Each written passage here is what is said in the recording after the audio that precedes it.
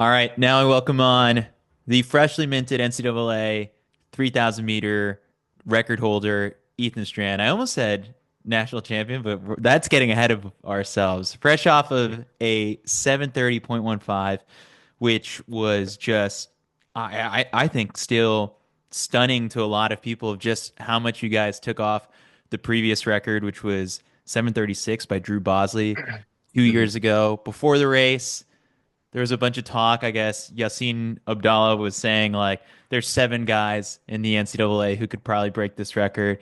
I believe him. I mean, like there's what, four in the race. Then you add in someone like Graham, who obviously probably has the talent to have done it before he turned pro. So it's deep right now, and you're the top dog. Ethan, how are you processing the past week? Because I'm sure even after the race, like the expressions you had on your face crossing that finish line, there was shock.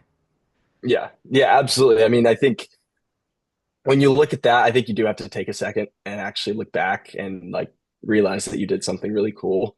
So like after it set in, I was like, my coach Milt was like, just like take a second and actually realize that's super cool. And obviously, you run a collegiate record. Uh, who knows how long that's going to stand? It's a little bit different than like you said, winning a championship. That stays forever. A collegiate record will go away. Someone will definitely run faster than me, I think, at some point. But yeah, I mean, it's really cool, and I've enjoyed it, and I'm ready to start. Looking forward to the rest of this indoor season. So.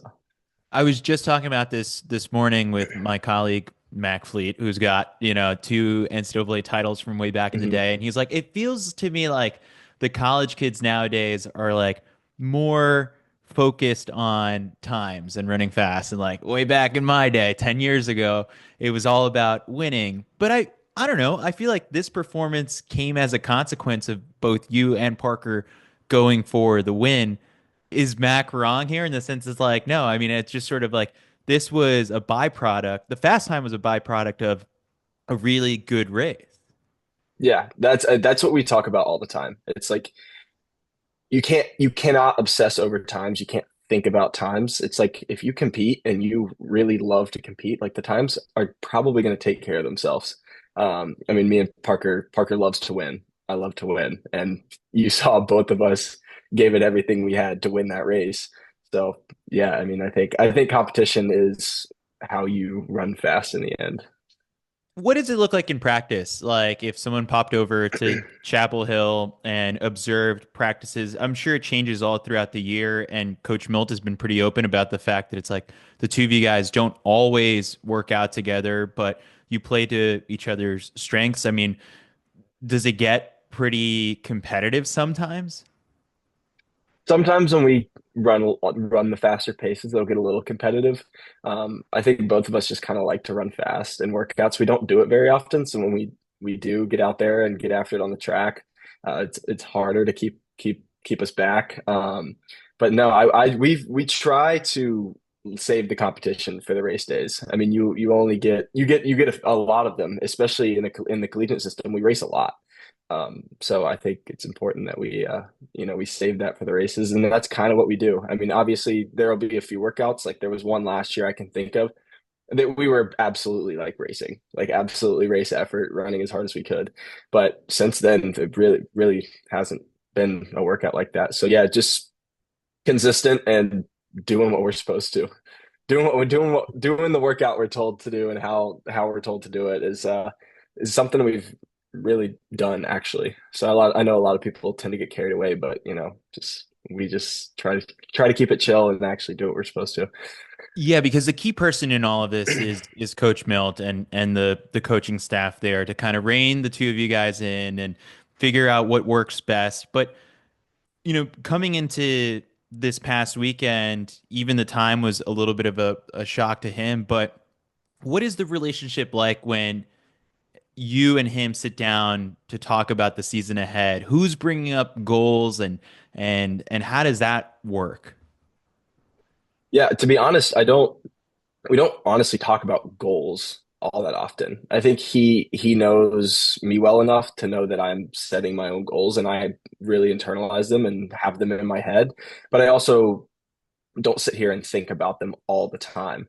So like I actually had breakfast with him this morning and just to talk about the past week and talk about the upcoming indoor season. And it was more of just like okay, well, what we're doing is working. Let's continue. Let's be consistent and let's not go overboard. We didn't get to this. How we got to running 7:30 is how we're going to get to trying to win a national championship in 3 months. There's no reason to change anything. It's just keep on staying steady. And we talk about that. We debrief a little bit, but it's pretty it's pretty chill. There's not a ton of like I want you to do this and this and this and this. It's like I kind of know how he works, how he operates. He knows how I operate at this point, and we kind of get each other. And I feel like that's the same way for Parker too. So.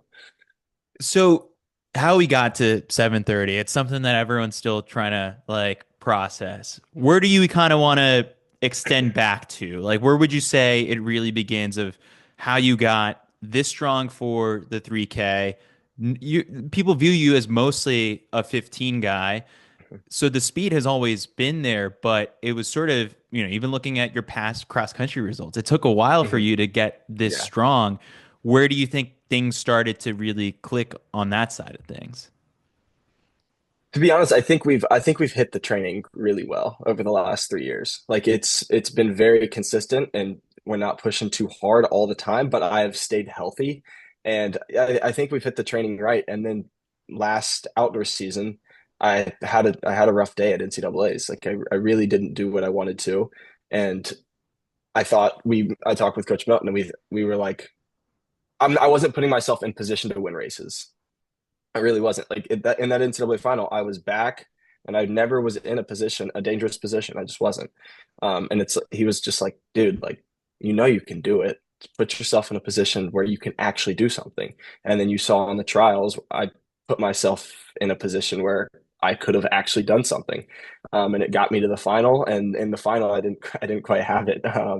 But I still, with the lap to go, I was in fifth or sixth. So training kind of the mentality just always to put myself in a position if I think I'm capable of. And this year, particularly in cross country, I've realized that I was kind of strong enough to do that on the cross course. And then now that am actually strong enough to do it physically, it's easier for me to be like, okay, when Parker goes, you're going to go with him, and I know I can do that, so I did it. I don't know. I think the training aspect has been really good, and it's allowed me to slowly build strength. And now I've caught up to where I've always wanted to be, which is in the front trying to win big races. So. Yeah, because I mean, like I was poring over your results from the past outdoor season in the 1500 specifically, and it's like, all right, like your first one out was that 3:35.6 in Durham. That's your Mhm. personal best, and then from there you win at ACCs, but so much of it was just about competing. Like there wasn't really any earth-shattering super fast time trial or Mhm. going out to the Portland Track Festival to get a fast time or anything like that. It was just all about competing and not that many wins along the way. Mhm. What are the biggest lessons you took away from essentially being handed L's all throughout the outdoor season in the 15? Yeah. No, I think that was because I mean, who you don't like losing. Like Yeah. it's not fun, and I knew it was something I was capable of. Like if you would have asked eighth grade me, what are you going to do in the NCAA? I would have told you I'm gonna win an NCAA title, and I haven't done that yet. Um, so it's something that I believe I could have, but I don't. I obviously wasn't quite. I didn't quite have the skill set to do so. And it's all about growing and learning, and I've learned from every single experience. And I think I'm getting to a point where I do have that skill set to win something. And obviously, and absolutely nothing is given to you in the NCAA. It's incredible how strong all of these guys are. Um, but it's something I think I'm capable of, and yeah, we're gonna go try to give it a shot, and I'm sure I'll get handed some more L's over my career, and I'm perfectly okay with that because I know it'll motivate me try to go win some more things.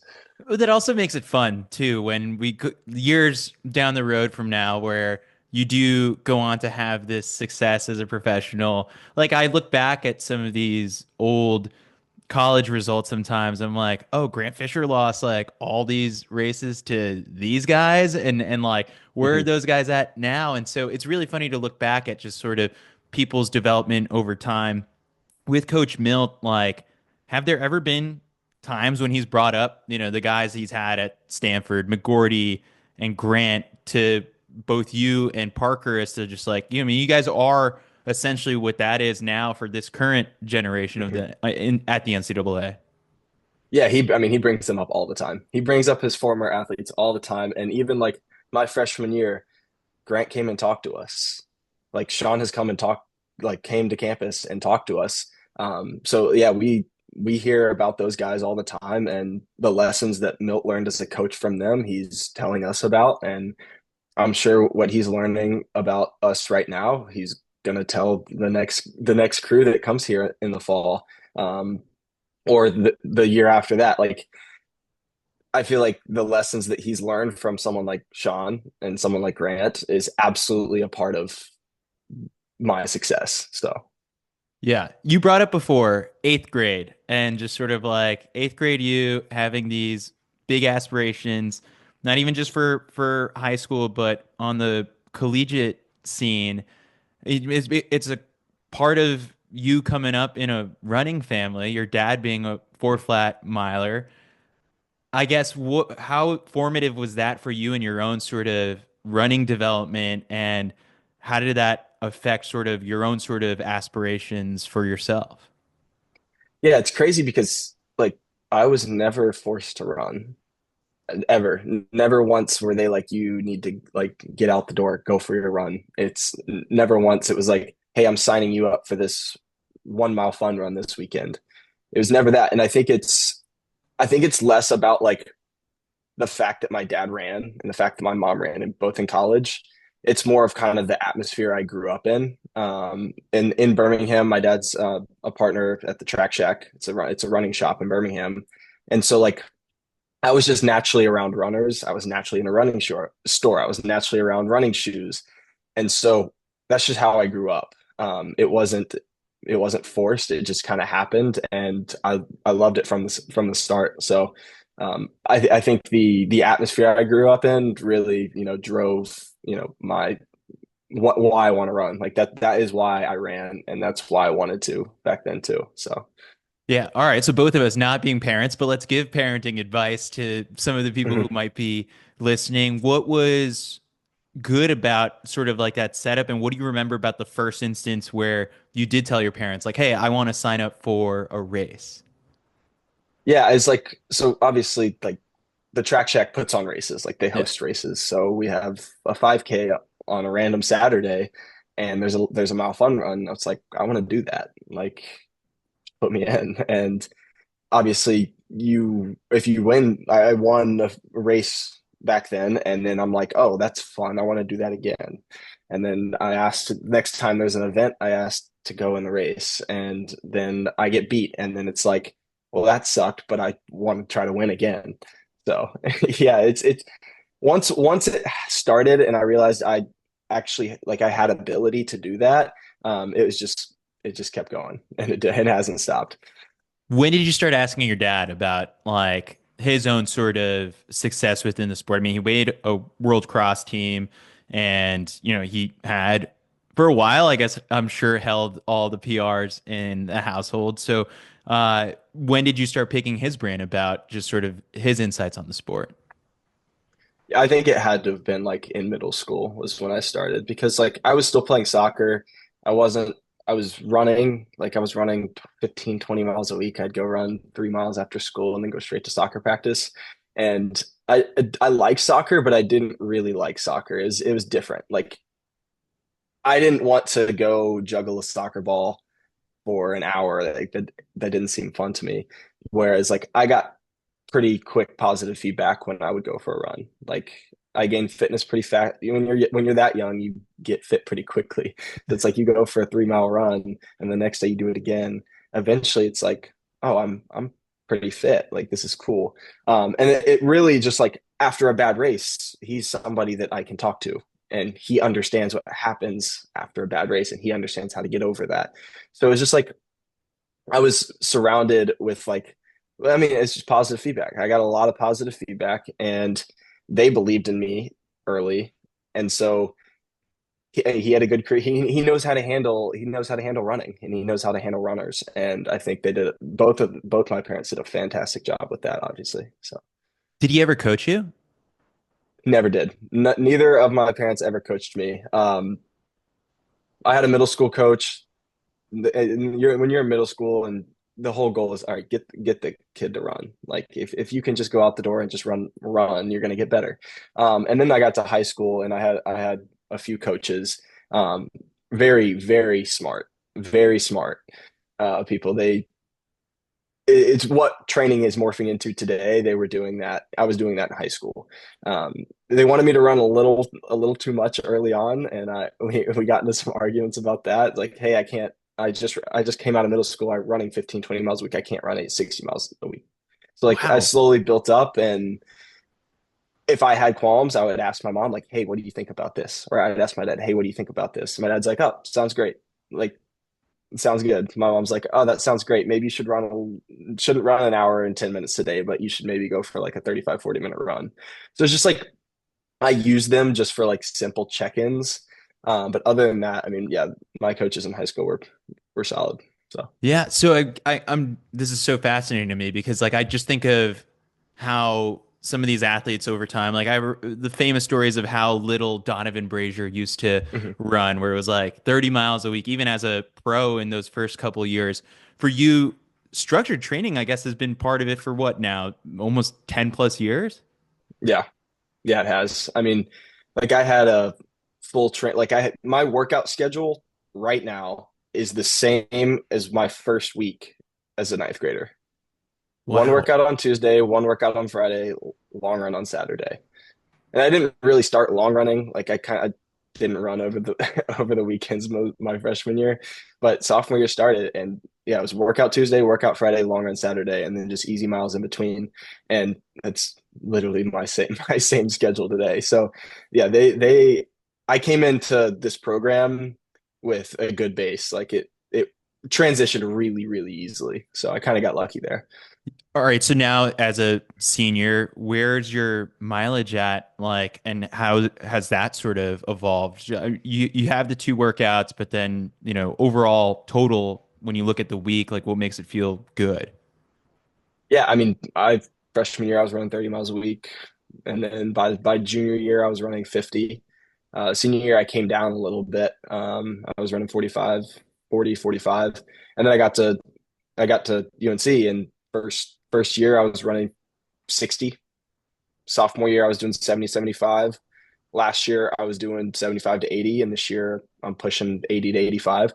So it's been really slow, really slow build, and you might look at that and you're like, oh, 80, 85 is not that much for someone who was a top 10 at NCAA Cross. But we have our training set up where like our workout days, they're long.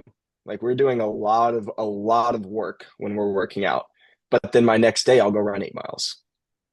So Okay. we have it set up where like the mileage isn't necessarily increasing, but the length of workouts are increasing, if that makes sense. Yeah. Has Milt, when you say long workouts on workout days, that's not necessarily like double threshold. Is Milt more one of those guys who's like, let's just bulk it up into one bigger, longer session? We did a bit more. We did more double threshold this fall than we ever have. A lot of times it would be like one double threshold here or there. This year it was pretty consistent. If we didn't have a race that week, that Tuesday was probably a double threshold. And it's not anything crazy. Like we would go in the morning and I would do 6 by mile. Like this is I'm not saying an exact workout, but this is like an example of something we might do. In the morning I do 6 by mile. In the afternoon I come back I do 6 by 800. But then with the warm ups and the cooldowns, you end up getting a 17, 18 mile day. It's Hmm. split up, but it's 17 to 18 miles. That's way longer than my long run. Like my long run is 13, 14 miles. So Gotcha. those workout days, that's when we really got in our volume. One more thing about your dad is just sort of that mile PR of his and having Hmm. come so close to sub four. Granted, like, he has it over you to say like sub four nowadays is much easier with the super spikes, the track, everyone's training methods. Yeah. But for him to come so close, what was that like when you broke four for the first time for the family? Yeah, it would have been, I think it would have been worse off for him if he ran the mile a lot. He really didn't run the mile. If you look back, I don't know how many times he ran it. His 1500 PR is equivalent to a sub four.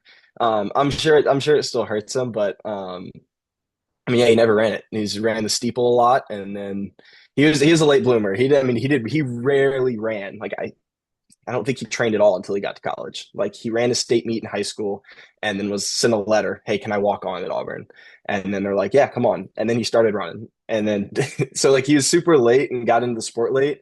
Um, but I think if he would have ran the mile more, he probably would have broke four. But no, it was cool when I did it first. But honestly, that season, I was like, I broke four, and I'm like, all right, when can I get on the track next? Like I'm ready to go run faster. So Um, so when he made a World Cross team, there's a World Cross Championships in the States next year. mhm. With your success this past NCAA, is like, would that be just a special thing to try and put a bow on? I mean, it's looking way ahead, Mhm. but the fact, or 2026, right? I think is when World Cross is in Okay, yeah. Tallahassee. But I can't think of any other father son in U.S. history who's made a world cross team. That should be on your radar, I think. Yeah, I mean, I don't see why not. I think I attribute a lot of my success on the track to cross country. So if it works out that I'm able to continue running some cross country races, I absolutely would think about that. So that's pretty cool. I didn't know that. Yeah, I didn't no, know that well, it's here. I yeah, didn't we'll know it's here. put that on the radar and just bury it until at that point Yeah, you'll be a full on pro and all that kind of stuff. yeah, So yeah. it's just more things to look forward to. All right, so let's get into sort of this past weekend. I know kind of in the lead up to it, like you were fairly open about the fact it's like, all right, we're gonna go run 7:34 around there. And then the race, you guys hear about the pacing assignment. What's your reaction to hearing, I guess, what the target times were going to be? Because it was a little bit quicker. Yeah, I hadn't run a three like my PR coming in was 7:46, but I hadn't run a fresh hard 3K in 2 years. Like I ran it once last year after the mile prelim and final indoors, and I was in the slow heat. And we just was like, all right, let's go run hard, see if you can score some points for the team. So, but I hadn't run a 3K in essentially 2 years. So when I heard like we were coming through 2K at like 5:04, 5:05, I was actually like I think I can do that, and I'm excited to go try it. So I was not scared at all, and obviously you can tell a lot of the guys like before that first four, none of us were scared of that either. We took it as an opportunity, and I think that's why you saw us run so fast. Yeah. How many times have you gone back to like rewatch the last couple laps of that race? Because it was a really good race with Yassine being up Hmm. in the front. Then for a little while, Gary tries to make a pass on you, and then he kind of lets up a little bit. And so at what point did it hit you just like how fast everyone was going, or was it just sort of like, I'm in a race? Yeah, I think once the pacer stepped off, I stopped looking at the clock. Like I looked at the clock every time around for the first 2K. Just because I was just, yeah, I don't know why I was just doing it. Making sure I was in the right position, making sure I was up far enough. But yeah, once the pacer dropped off, it was like, okay, well, I'm in a race. It feels like a race now.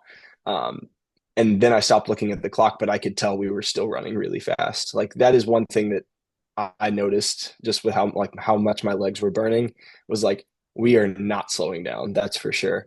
And then with like 2 laps to go, I went back and watched it a few times actually, if you can believe that. And I could tell like when Parker went to the front, I was like, oh wow, like this is ridiculous. Like I knew we were running really, really fast. And I figured that like if I can go try to win this, I'm gonna run really fast. So yeah, it was. I was really focused on competing over the last few laps and trying to win the race, but I had a feeling that we were about to run something stupid. The last, I don't know, 50 meters or so, is that a strain on your face? Is it a smile, I think? Just kind of like knowing how close you were to Parker and it's like you had the extra gear to get him right at the line, but it kind of looked like you were smiling. But again, like you're just moving so fast, you could also just be in crazy pain. Oh, I was in crazy pain. That was not a smile. That's for sure. I've had a few people ask me that. Like someone said, "Was there a smile with like you can see a big grimace on my face with the lap to go?" And I'm like, that is not that is not a smile. That's for sure. That was everything, every ounce of everything I had. It was just to get to the line as fast as you can, and we tried to stay as calm as possible for as long as possible. But sometimes when you're in a race like that, it it comes down to grit at some point, and maybe I gritted just a little bit harder. And it was super, obviously you could see it was super close, 0.08. So And when you cross the finish line, it's you and Parker have this really fun moment. Is that realizing what the time is, or and you had the friendly bet where if you beat him, he has to shave his mhm. face. Was that also part of it, or I mean, what made that race so fun? I think the bet is that's just all friendly banter. Like that when I'm running, I'm not thinking about that. But no, I think me and Parker, when we knew we did something cool. I mean, regardless of what we ran, like we were like, okay, we just smoked like we ran really well and we finished 1-2, and that's really cool. So I think like his reaction, that was before he definitely looked at the clock. I looked up at the clock when I sat down. So like, yeah, I think it was just a mix of like once I saw the clock, how happy I was, but also the fact that two teammates just did something really cool and went 1-2 in a big race like that. Has it hit you yet? Just sort of like where it puts you among like the top Americans, where it's sort of like, yeah, Yared and has run faster, has the American record. Grant's run faster outdoors. Lagat is on that list as well. But then it's like on the world all-time list, it's like Josh Kerr is right there. I mean, Mhm. it's these names, and now you're among them. Yeah, I'm like I never really thought of myself as someone who was going to go run really fast.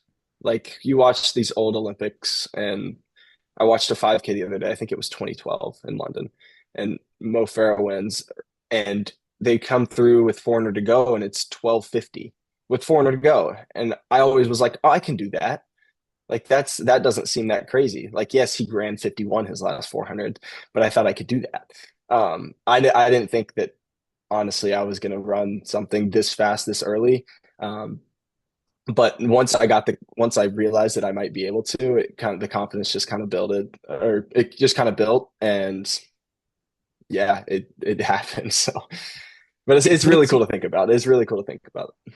it puts you in such an interesting place though, right? As like someone who is seen to by so many as like a 1500-meter specialist, but then it's like, well, now what can you run for 5K? Like, has it Mhm. got your mind spinning? I think after the race, you told the media scrum that was there, it's like, I think the plan right now is 3K and DMR for Mhm. nationals, but you might as well capitalize on this fitness to get a fast 5K out of the way as well. Yeah, yeah, and I think the way we're thinking about that is I don't need to go run a super fast 5K to run the 5K at outdoor nats. Oh So yeah, that's right. Because your standard, like your ranking, just well, improved a lot with this performance, right? so yeah, like I don't like it's more for like out NCAA's outdoor. Like Oh, okay, yeah, you yeah. don't have to run all that fast to make that meet and go compete in that meet. So I think we're gonna because we're really focused about trying to go as late as possible into the season. And yeah, maybe I could capitalize on running a fast 5K, but like, do I need to? I don't really think I do. It's one thing to like need to see the times on paper to like know you're capable of something, but like, I think it's better for training, honestly, if you don't need to like prove yourself all the time. And you can just know it's there and then be focused on being consistent and train for a little bit. So no, I think definitely the plan for indoor is I don't think we're going to run a five. I think I'll probably run a five outdoor just to give the option of doing it in NCAA's. But yeah, we'll see. 1500 or 5K outdoor. I talked to Milt about that today. I'd be okay doing either actually. So if you would ask me last year if I would be okay running the 5K while I was in the NCAA, I would have said no. I would have been like, that's out of the question. I'm not running the 5K while I'm in college at NCAA's. But we'll see how the rest of this year plays out. What about the 800? Because it's like your outdoor PR is 153, and it's like, oh, the 153 guy also ran uh 730 for 3K. Yeah, yeah. I ran 151 in high That's school. right. Yeah.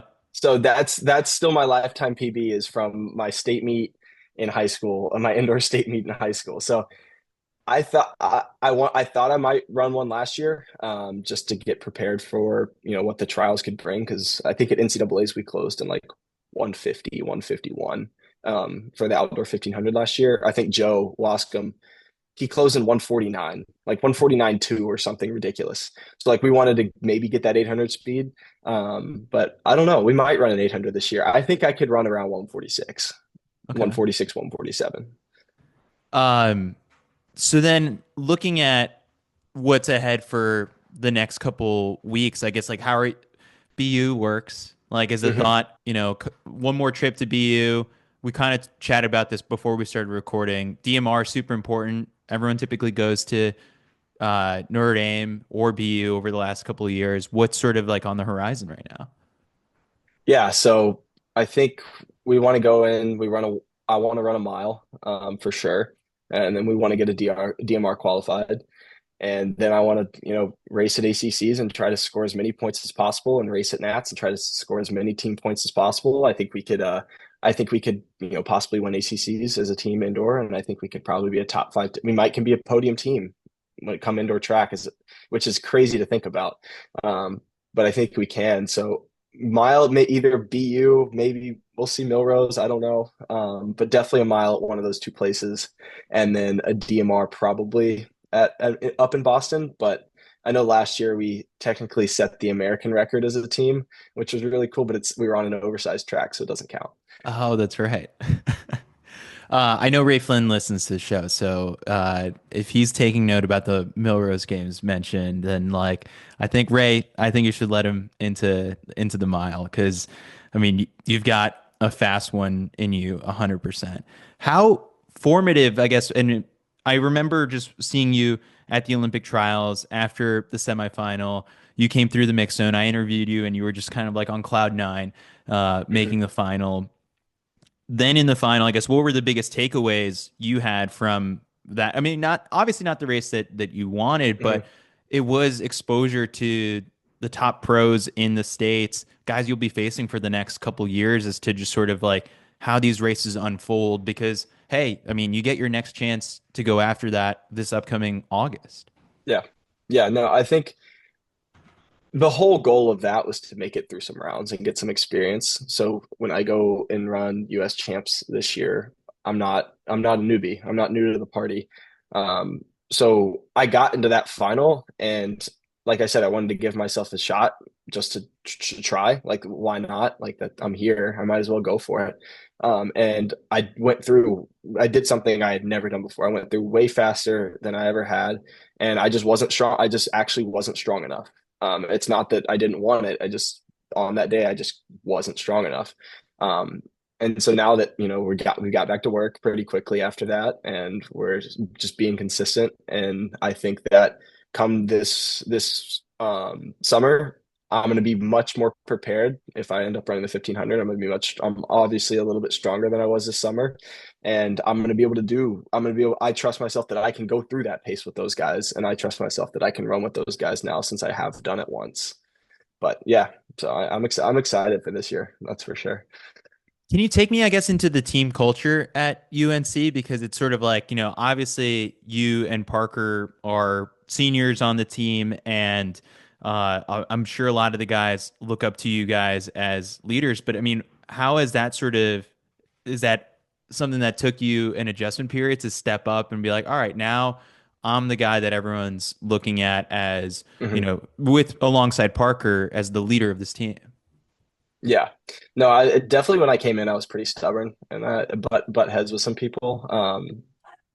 And as I've like gone through the years, I've realized how important it is to actually be a leader and how much these younger guys coming in, if you're running well, like how much they look up to you.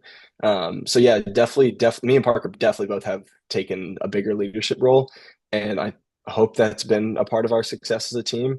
And I hope these guys that are coming in can follow in our footsteps and learn from us. So, uh, yeah, I mean, I definitely be taking a big step in leadership. And this team it's really cool because like we preach team first. Like when me and Parker are going to run this weekend, I'm trying to get qualified so I can score team points at nationals. Like that's what Milt preaches, and that's what we try to, go through as much as possible. And so that's kind of what these guys here is like, let's do this for the team. Same thing. I mean, cross country is a team sport, definitely. So it's like, all right, can I turn if I'm having a bad day, how can I just be solid every day? You don't need to have these crazy performances. You don't need to have you hopefully wouldn't have these really bad performances. How can I be just solid every day for the team? So that's kind of how our culture is set up right now. And, we're at a point where our track team can actually, win some things. So that's a cool feeling. And we can carry that team atmosphere into track. And I think that helps our performances. How unifying, or I guess, was, there was the terrible car accident, right, that Mhm. impacted the team, while you've been in school with, and I remember last year or this year at the Penn Relays, like it was a special moment to see, Will Coogan and Patrick, racing and having a really Mhm. good performance there because of how long their own sort of recovery to get back to racing was. But, you were on this team when all of this had happened. I mean, was that something that also united the guys and instilled a lot of that team first mentality? Yeah, it goes to show that like we get to do this and it's also not a given. Like every day is not a given and you are doing something you hopefully love. It's like you get to do this. I think that's the phrase that we have heard over and over and over again from Milt. It's like you get to do this. So let's take advantage of it. So yeah, but no, that those guys coming back and being a part of the team and racing and helping us get six at nationals and cross, and having them run well is awesome. All right, final thing before I let you go is, all right, so after this past weekend and this big run, how much credit are you taking for landing Bill Belichick to come coach the football team? Have you seen him on That's campus going to be yet? interesting. I The press haven't. conference was He today, came to right? campus today. Yeah, he Yeah. came to campus today. I haven't seen him. I think it's pretty cool. It'll be interesting. I'm actually very interested to see how he handles this job. Um, I think I could probably take zero credit. All right. We can thank Bubba for that one. We can thank Bubba for that one. But across the board, I guess now that I'm thinking about it, just sort of like all of the different coaches, like you guys probably have like the most star-studded coaching staff, in the nation across the board. I would probably say so. And adding Bill is, definitely increasing the chance that we do have the best coaching staffs in the entire NCAA. So, I mean, women's soccer Yeah. just broke the drought, and that head coach is fantastic. Yeah.